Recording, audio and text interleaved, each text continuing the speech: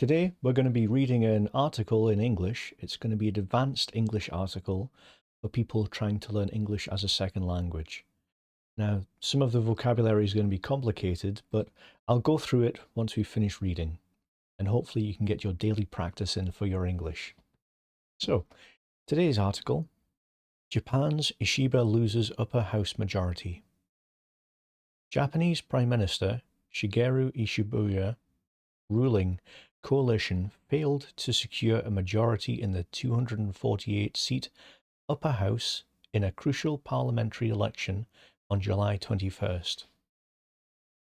Ishiba's Liberal Democratic Party and its junior coalition partner, Komioto, which needs to win 50 seats on top of the 75 seats that already have to keep the majority, won 47 seats.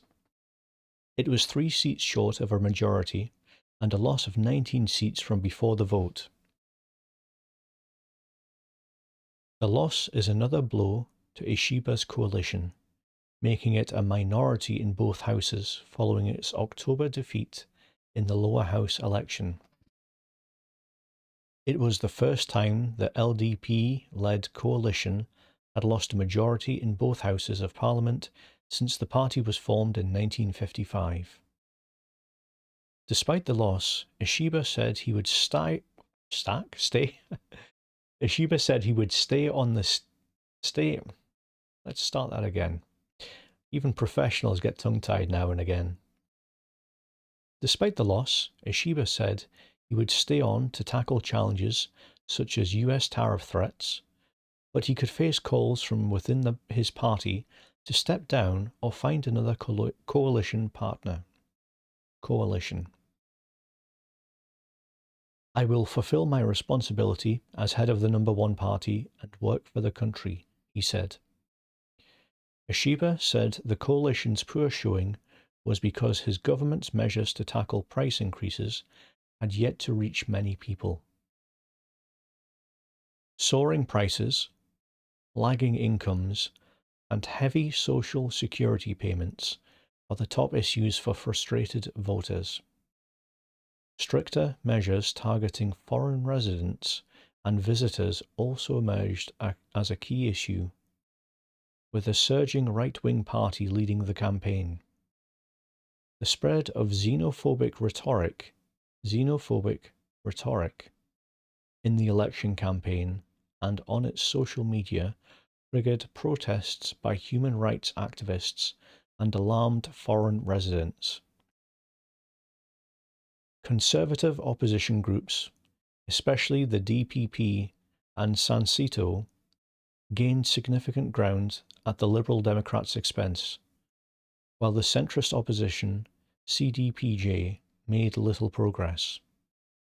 The DPP increased to 17 seats from 4, according to the results reported by Japanese media.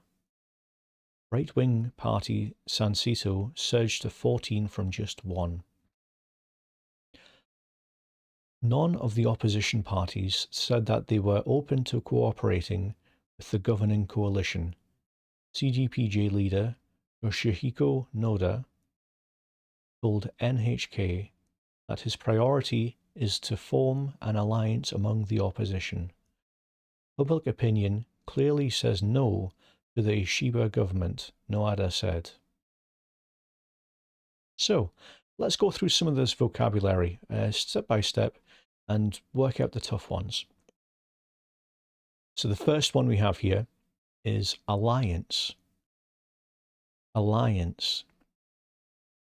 An alliance is a deal between groups, countries, political parties to help each other reach their goals.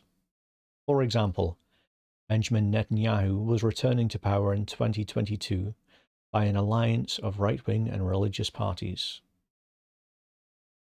The next word is coalition. Coalition. An agreement to work together towards a shared goal, especially between political parties forming a government. For example, New Zealand's three-party coalition government was established following a general election in 2023. The next word very popular in 2025. Tariff. Tariff is a tax to be paid on goods entering or leaving a country. For example, countries in the EU don't have to pay tariffs when goods are transported between member states. The next word, quite a big one, xenophobic. Xenophobic. The X is pronounced as a Z, and the PH is pronounced as an F. Xenophobic means showing dislike or fear of people from other countries. The president was accused of making xenophobic comments during his speech. The next word, small one but an important one. The next word is lag. Lag means to fail to move or develop at the same speed as others. So, for example, Japan is still lagging behind other G7 nations in terms of gender equality in the workplace. The last word for today, rhetoric. Rhetoric. The H is silent. A rhetoric is a speech or writing intended to influence or persuade people, but that is often dishonest or insincere. For example, the president's anti-immigration rhetoric led to protests across the country. Well, hope you enjoyed listening today and you managed to get your practice in for the day.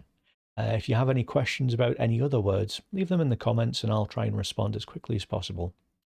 I'll catch you next time. Bye.